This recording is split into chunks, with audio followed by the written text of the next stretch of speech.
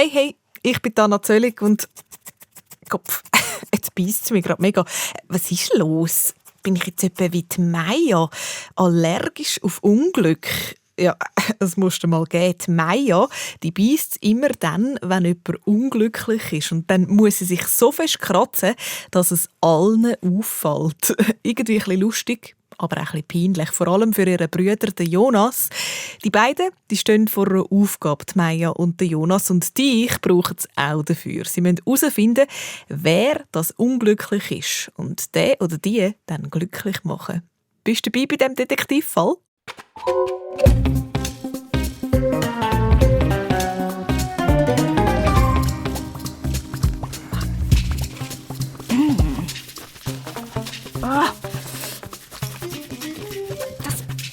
Wieder. Maja, jetzt hör mal auf Kratzen. Ach, hey, wie ein Hund mit Flöhe. Warte, ich schicke dir ein paar über, dass du auch wieder mal etwas zu tun hast. Da! Hau ab, Mann! Lass mich in Ruhe. Sonst verwachst du noch mit dem Sofa. Da! Chill's mal! Andere, oder? Sind allergisch gegen Hundehaar. Haben Laktoseintoleranz, Heupfnüssel, Nussallergien oder vertragen kein Gluten. Bei der Maya ist es viel komplizierter. Zuerst ist es mehr so ein Krüsseln, oder? In der Nase, hinter den Ohren, an den Unterarmen. Dann kribbelt es, kützelt es, juckt es, beisst es. Und dann geht's los, aber so richtig. Oh, wieso bin ich nicht ein glückliches Einzelkind? Tja, Pech gehabt. Statt ein Einzelkind ist der Jonas sozusagen zwangsverwandt mit seiner Kratzbürsten-Zwillingsschwester Maya. Und ist praktisch nonstop zusammen mit ihr. Vom Das Morgenmüsli. bis zum Zähneputzen. samt Schule und allem. Er hat also sozusagen einen Schatten, wo sich kratzt. Ich kann nichts dafür. Ich bin allergisch gegen Unglück. Glaubst du ja selber nicht. Ich schwöre! Das ist kein Witz. Das meint sie ernst. Voll! Die Maya ist überzeugt, wenn jemand in der Nähe so richtig unglücklich ist, geht's los. Mit Kribbeln und Kützeln und Kratzen. Und hört dann nicht etwa auf, Ende Pollensaison oder so, sondern... Ruhe habe ich erst wieder, wenn die unglückliche Person wieder glücklich ist. Das ist Fakt. Fakt ist, dass alle einen Bogen um dich machen, weil du dich die ganze Zeit kratzt. Und um mich auch gerade. Wie das färbt ab. Fies, aber wahr. Der Jonas hockt seit dem Januar auf der Ersatzbank vom FC Bühlbolzers. Weil der Captain meint, man wüsste ja nicht, ob das ansteckend ist, dass... was auch immer. Halt, was Maya hat. Hey, wenn das bei mir auch ausbricht, dann... Oh, dann... Oh, hast du Angst, dass du dann nicht mehr zu den Coolen gehörst? Ja, du lachst. Cool, sie ist im Fall Arbeit. Und wie? Da hast du die richtigen Schuhe, oder? Die richtige Frisur, die richtigen Hobbys, schaffst an den richtigen Pass. Aber ich kann machen, was ich will. Ich habe die falsche Schwester. Oh, siehst du? Das ist Terror. Ich kann nichts dafür. Das ist, weil die Frau Bütikofer heimgekommen ist. Nein, den Job habe ich immer am 5:30. Das ist ehrlich die blödste Entschuldigung ever. Doch, ehrlich. Zu dieser Zeit kommt sie doch immer heim. Mit ihrem fetten Dackel. Sokrates, schon der Name. Stimmt. Sokrates ist ein gewagter Name für einen übergewichtigen Rauhaardackel. Aber die Nachbarin, Frau Bütikofer, meint, der Name von dem griechischen Philosoph passe perfekt zu ihrem Dackel, wegen seinem Tiefsinnigen Blick. Auf jeden Fall, Frau Bütikofer und ihre Sokrates kommen heim, Punkt 5:30 in die Nachbarswohnung. Und dann geht's los. Siehst du, sie sind daheim. Und du denkst wirklich, das geht so lang, bis Frau Bütikofer wieder glücklich ist? Genau. Oh, Alter! Aber das passiert sicher nicht von allein. Die hat doch immer etwas zu motzen. Oh ja, gestern wieder. Entschuldigung, aber mit den schlammigen Gummistiefeln auf den ganzen Stegen und im anderen liegen Dreckklumpen. Messingtürfalle, ganz verdöpelt. Und Ihre Briefkasten ist immer noch nicht recht angeschrieben. Also, es macht mich noch wahnsinnig. Jonas, Was? und wenn wir das alles machen? Ich meine, Briefkastenschildli und so. Putzen oder was? Putzen wie noch nie. Sonst noch etwas? Und alles ist perfekt. Bütikofer kommt heim, freut sich und ich habe heute keinen Allergieschub. Glaubst du mir denn? Du meinst, Bütikofer ist glücklich und wir haben einen ganz normalen Abend? Ein Abend ohne Allergieschübe. Ohne Geisterflöhe? Ohne Kratzen. Ohne Kiefle. Einfach so ein chilliger, ganz normaler Abend. Oh, das wär's. Okay. Probieren können wir's. Yes! Das ist doch ein Plan. Und der erste Glücksfall von unserem neuen Team.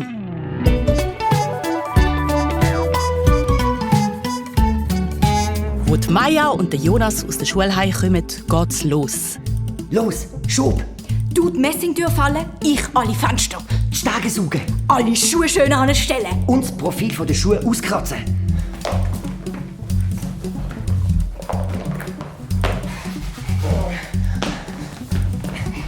Haben wir's? Das Briefkastenschildli.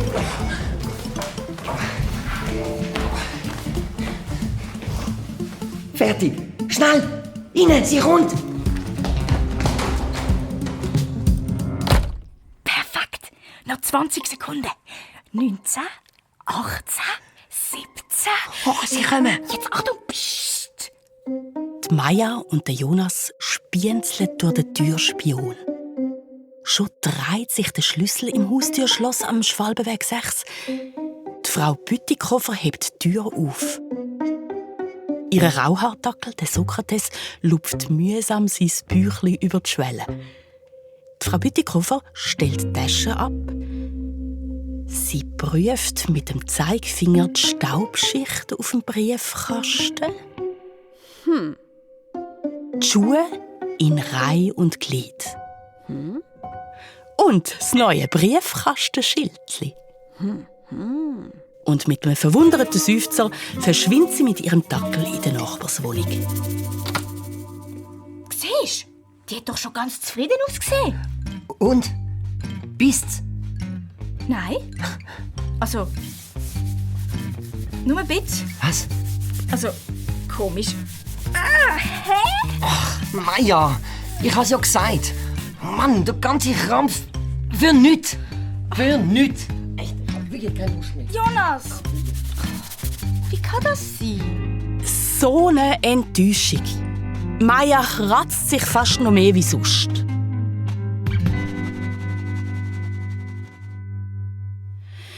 Der Rest vom Abend läuft dann so wie immer.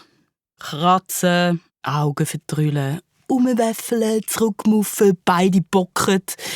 Bis plötzlich die Maja. Jonas! Jonas, ich hasse. Es ist ganz einfach. Lass mich in Ruhe. Ich schwöre, es ist nicht Bütikofer. Das habe ich schon immer gesagt. Es ist der Sokrates. Hey, du hast so einen Knall. Der Sokrates ist ein Hund. Ein Hund. Genau, und die haben Gefühl wie Menschen auch. Du spinnst doch. Jetzt überleg doch mal. Jeder oben hört man da doch so ganz leislich jaulen hinter der Wohnungstür.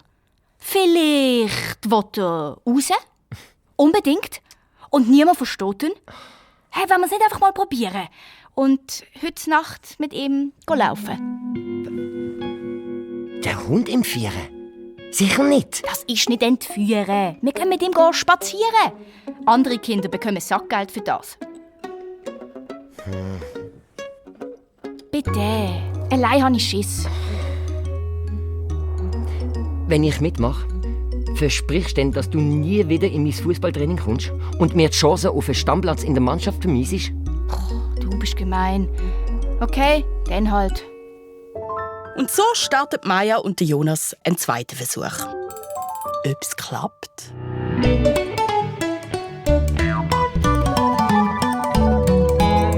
Es ist in der Nacht nach dem 10 Uhr. Die Eltern schon im Bett, die Zwillinge im Pischi und im Trainer. Und der Frau Bütikofer ihres Schnarchen hört man sogar durch die geschlossene Tür bis ins Stegenhaus. Genau wie am Dackel Sokrates sein Jümmerle. Hör auf, Katze! Ist schon gut. Hey, wenn uns jemand verwünscht, mitten in der Nacht, mit dem gestohlenen Hund und du in dem Einhornpischi. Wenn das meine Kollegen erfahren, ich muss die Schule wechseln. Mindestens ins Ausland. Jetzt mach nicht in die Hose. Die Tür ist sowieso nie abgeschlossen, weil die Bütikofer Schiss vor Feuer hat. und nicht kann schlafen ohne einen Fluchtweg. Joho, das wissen wir alle im Haus. Eben, wir schupfen hier nur ein bisschen. Ganz vorsichtig drückt Maya die Tür der Nachbarswohnung auf. Der Sokrates wedelt so fest mit dem Schwanz, dass es ihn fast aus der Spur haut.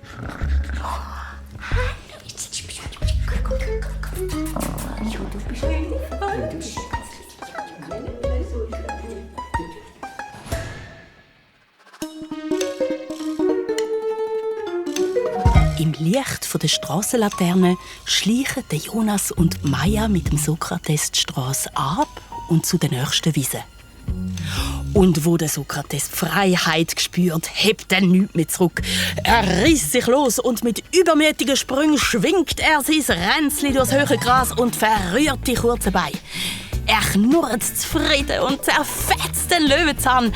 Er vergrabt die feuchte Hundenase in einem frischen Maulwurfshügel.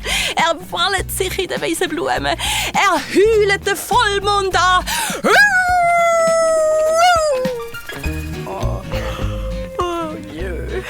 So herzig. Siehst du, das war es. Der Ruf der Wildnis hat Sokrates gelockt.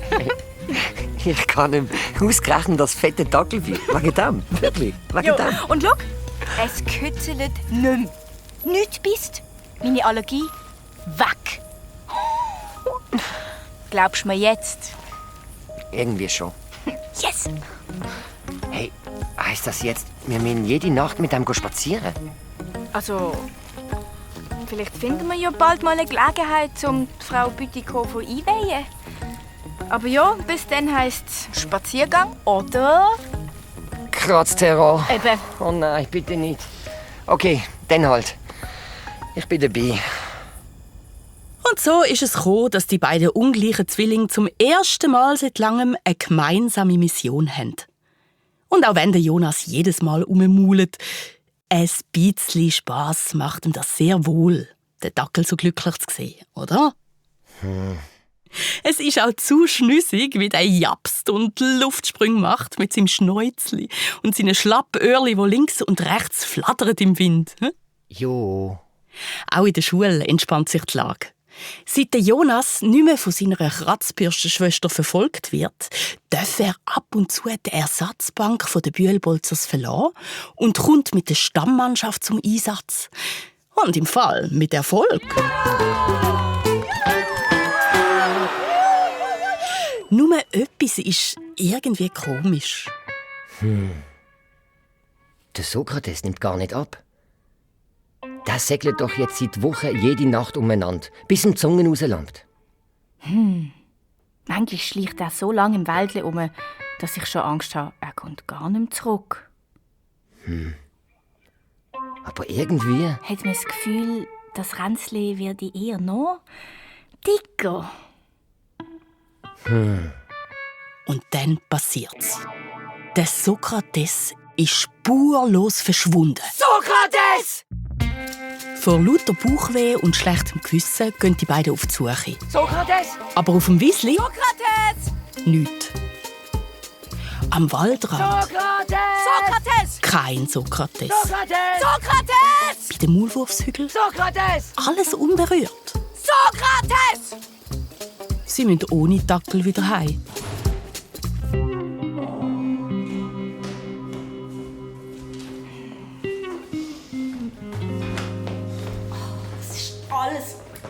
bist schuld. Hätten wir uns nur nicht eingemischt. Ich hab's gesagt. Von Anfang an. Das ist eine fertige Scheißidee. Jonas? Jonas, los mal. Was? Das Jaule. Ganz leislich. Ganz in der Nähe. Das kommt dort aus unserem Schulschränkli. Mach auf. Was? Mach doch du auf. Jonas, bitte. Okay. Aber vorsichtig. Jo, denk vorsichtig.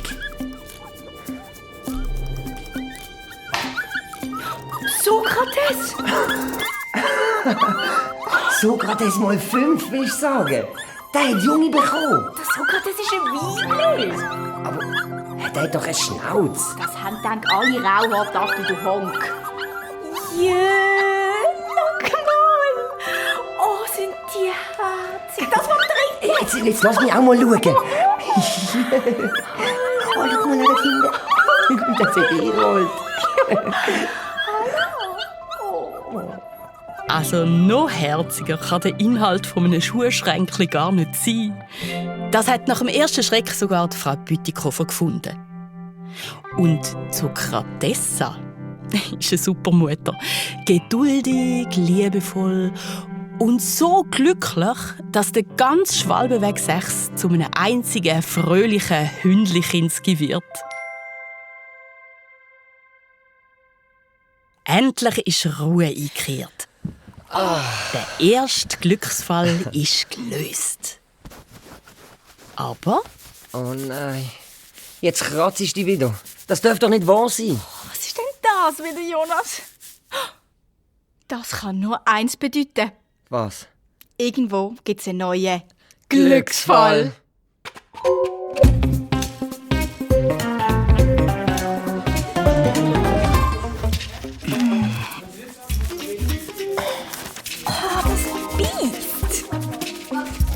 Achtung, er kommt! Wer? Oh, wer? Der Herr Schick. Im Ernst? Der ist noch nicht mal im Klassenzimmer und du musst dich schon wieder kratzen. Ich kann nichts dafür. Der muss ein richtig ernsthaftes Problem haben. Und du weisst ja, ich bin allergisch gegen... Unglück. Mann, riss sie zusammen, Maya. Es schauen schon alle. Er muss jeden Moment da sein. Achtung! Guten Morgen. Guten Morgen, Herr Schick. und da steht er schon in voller Pracht. Der Ueli Schick, Chemielehrer aus Leidenschaft. In seinem typischen Outfit: braune Manchesterhose, Hemd mit Speckkragen und drüber einen von seinen legendären Pullis. Das mal mit einem exotischen 3D-Zopfmuster in beige, ocker, torfbraun. Krass. Ein ganz neues Modell. Meierkopf! Hör auf! Mist. Wir müssen etwas unternehmen. Schon jogge ich bei den Bielbolzers wieder auf der Ersatzbank. Der Jonas hat recht. Jetzt hat er es endlich in die Stammbesetzung der besten Fußballmannschaft vom Bühl-Schulhaus geschafft. Der Platz muss verteidigt werden. Den Stammplatz gebe ich sicher nicht wieder auf. Nur weil der Captain meint, meine Zwillingsschwester hat eine ansteckende Krankheit. Oh, meinst du etwa, wir haben vielleicht einen neuen Glücksfall, den wir lösen müssen?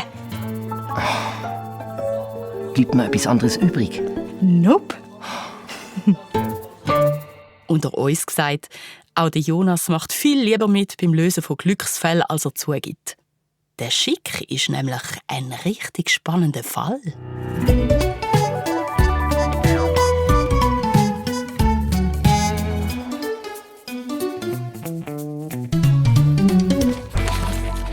So. Glücksdetektiv-Teamsitzung. Mal schauen, was wissen wir über den Schick? Nicht. Gar nicht. Das hilft nicht. Also, er wohnt noch bei seiner Mutter. Oh, schreib auf. Mit 49. Alter, was stimmt mit dem nicht? Er liebt, wenn es knallt beim Experimentieren und irgendetwas in die Luft fliegt. Da kann er sich so richtig reinsteigern. Oh, voll. Schreib auf. Letzte Woche, wo wir alle so da haben, als wären wir mega begeistert. Und der Schick ist so abgegangen und hat immer noch mehr Magnesium ins Wasser geworfen. Und noch mehr und noch mehr. Und dann... BOOM! Oh, du bist fies. Legende! Komm, das war keine Mieststunde von seinem Leben. Ja, bis am Schluss noch sein Bulli Feuer gefangen hat. Bulli. Der mit den kleinen Lamas drauf. Sein Lieblingsbulli. Komm, der hat daheim einen ganzen Schrank voll.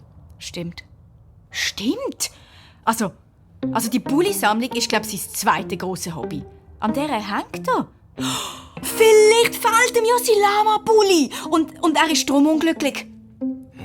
Spinnst? Mal, jetzt überleg doch mal. Bisschen nervös ist er ja schon immer gewesen, aber seit er sein Lama-Bulli nicht mehr hat, zupft er immer an seinem Zopfmuster umeinander. Stimmt. Ein verzwickter Glücksfall. Die Maja und der Jonas schmieden Pläne und verwerfen es wieder. Es gibt einfach noch zu wenig Anhaltspunkte, wie wir den Herrn Schick glücklich machen können. Unsere beiden Glückszwillingsdetektive müssen das anders angehen. Wir müssen den Schick beschatten und ihn besser kennenlernen. Sie schmieden einen Plan, der ihnen erlaubt, den Herrn Schick in seiner natürlichen Umgebung zu beobachten. Heisst Daheim. in der Villa von seiner Mutter. Sicher vollgestopft mit handgelismeten Pullis, mit Zopfmuster und anderen modischen Superfails. In allen B-Stönen. Hilfe! Also, ich falle für diesen Job ja schon mal aus. Hä? Hallo? Wegen allergischen Schüben? Mann. Ey, immer ich. Sorry. Sie einigen sich darauf, dass der Jonas den Herrn Schick überredet, ihm ein paar Nachhilfestunden zu geben. Die Hei in der Schick-Villa. Und weil am Jonas sein Notenschnitt in Chemie wirklich bedenklich durchhängt, willigt der Herr Schick tatsächlich ein. Yay. Mega.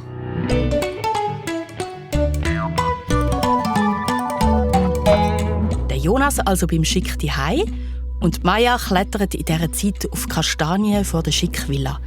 Probiert über den Haken zu spienzeln und verkitzelt fast vor Gewunder. Da, die Tür geht auf. Der Jonas verabschiedet sich vom Schick, höflich wie nie, und kommt durchs Tor. Jonas! Da! Was, wo? Ich bin da! Da oben! Was machst du da? Observieren, denk! Komm offen! Hey, kurz noch. Ich muss mich erholen. Boah, ey. Ich bin noch ganz schwach. Was ist denn? Erzähl! Hey, Chemieformeln pauken und eine Spukvilla untersuchen und einen Spinner und seine Mutter beobachten. Das ist einfach zu viel aufs Mal. Bald, ich komme runter.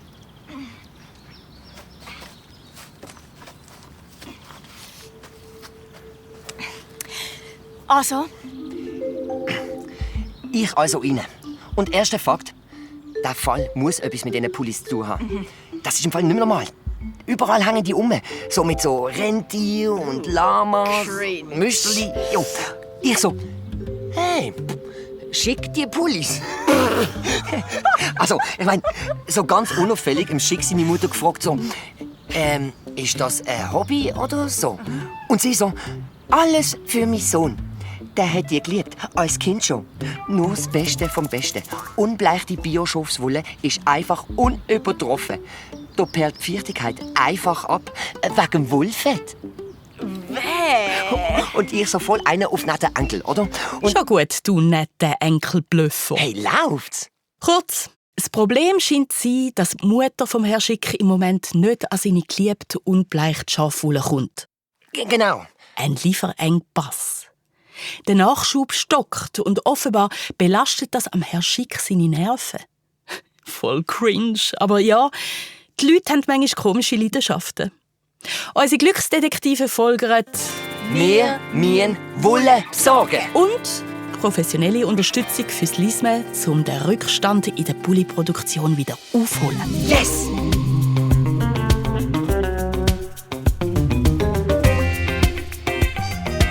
Die Maja und der Jonas recherchieren. Der Jonas schreibt Battle-Mails und beschreibt die dramatische Situation um seinen unglücklichen Chemielehrer, dass es einem so richtig ans Herz geht. Hey, für den Fall braucht's Drama pur. Voll. Und Maya postet alles auf Insta. #Strickliebe, #Strickoma, #Schafwolle, #Rautenmuster, #Schickstrick, Sehr schön.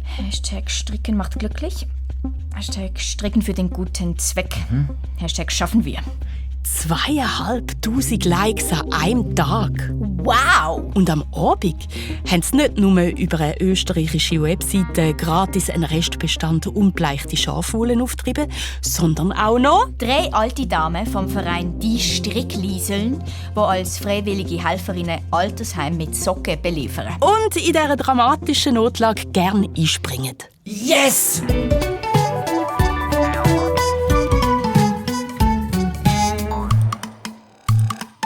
2 Tage später stehen sie alle vor der Schickvilla. Der Jonas, die Maya, die 3 hochmotivierten Stricklieseln und ein riesen Sack voll unbleichte Schafwolle, wo ziemlich müffelt. Das schmeckt ja echt wie toter Bock ganz hinten. Nimm du das. Jetzt riss dich zusammen! Ist ja gut. Die Maya läutet Sturm. Herr Schick, Frau Schick Senior, wir haben die Lösung für Ihr Problem.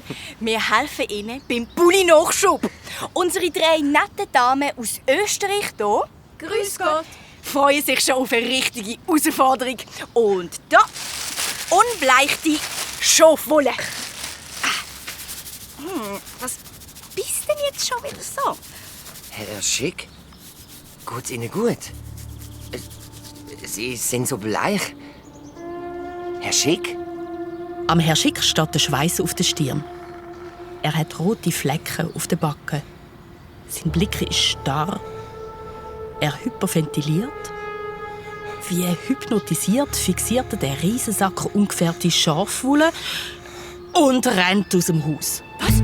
Wo geht jetzt? Jonas, du musst ihm nachher! Wieso immer ich? Der Jonas startet durch am Schick hinein an. Der rennt, wie wenn der Teufel hinter ihm her wäre. Zurück bleiben Maya, das Maul weiter offen und mit Juckreiz am ganzen Körper. Die Frau Schick Senior, peinlich berührt, und 3 Stricklieseln unter Schock.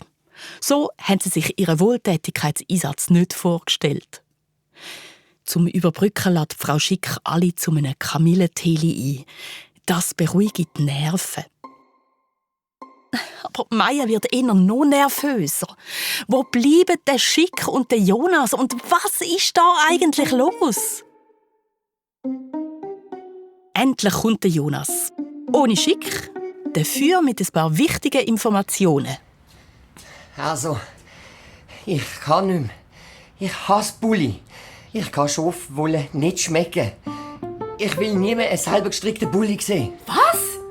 Wer hätte das gedacht? Der Schick ist völlig gegen seinen Willen umzingelt von Schafwolle-Pullis. Eigentlich sehnt er sich nach etwas ganz anderem. Also, ich will neu mehr leben, wo man keinen Pulli braucht. Wo man sich luftig kleiden kann. Und farbig. In Indien. Der Schick träumt von Indien. Vom Land der leuchtigen Farben und leichten Gewänder. Die Frau Schick Senior schaut den Jonas an wie vom Blitz getroffen und geht in Ohnmacht. Oh nein! Zum Glück nur kurz. Eine der Stricklieseln fächelt der Luft zu. Frau Schick hieft sich aus ihrem Ohrensessel, fährt mit der Hand über die Augen und verlässt ohne etwas zu sagen das Zimmer. Ihre hinein 3 besorgte Stricklieseln. Oh, hat das Frau Schick jetzt getroffen? Wie kommst du drauf? Du hast doch das so sensibel übergebracht. Oh Gott!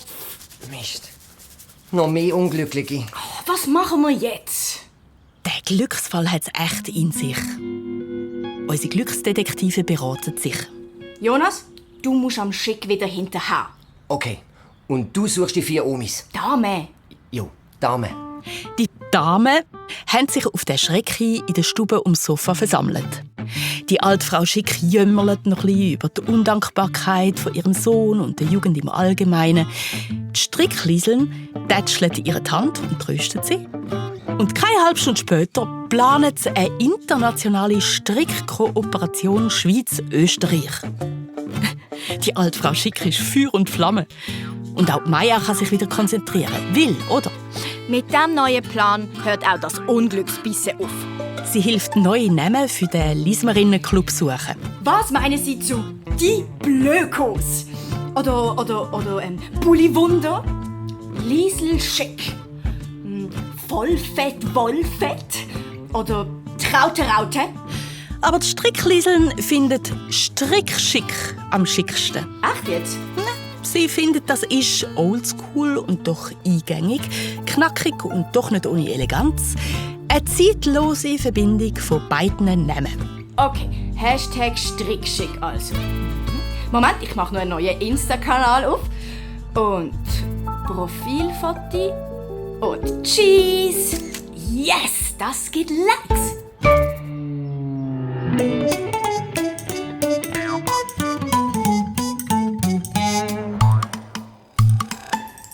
Es ist schon Abend, wo der Jonas wieder auftaucht. Rief alle zusammen. Ich muss eine Erklärung vom Schick verlesen. Die Frau Schick sagt, sie hat gerade keine Zeit. Sie ist beschäftigt. Was? Es ist wichtig. Sei doch froh, Jonas. Sie hat eine neue Mission und neue Verbündete, die so auf Stricken abfahren wie sie selber. Wir können sie jetzt nicht stören. Die sind gerade voll im Flow. Jo, was meint denn der Schick? Also, ich soll seine Erklärung verlesen. Er kommt vorher nicht zurück. Also mach doch. Ich los. Also, okay. Ich, Uli Schick, erkläre hiermit meinen Auszug aus der Familienvilla. Ich regle in der Schule noch alles und fliege aus. Ich nehme ein Sabbatical und werde reisen. Nach Indien. Namaste. Oh, das ist doch super. Und schau mal, Jonas. Mich beißt's nicht mehr. Und die dort hinten, die kratzt das auch nicht. Alle glücklich, wir haben es geschafft. Du meinst, der Glücksfall ist gelöst? Jo, schau mich an. Aber krass! Und jetzt nichts wie heim. Ich kann das Strickenklapper nicht mehr hören. Auf Wiedersehen! Und viel Glück noch bei Ihrem... Mit ihrem Strickschick und so. Oh, und Namaste!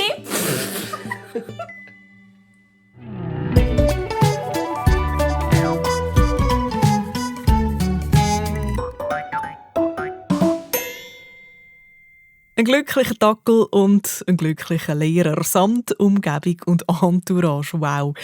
Aber du, die Maya, die weisst im Fall weiter. Es gibt noch mehr unglückliche Leute, auch in der Schule. Das sind die ersten 2 Fälle von unserer Geschichte Glücksfälle. Nochmal 2 hörst du in unserem SRF Kids Hörspiel-Podcast oder auf srfkids.ch. Bis ganz bald. Anna Zöllig, mein Name.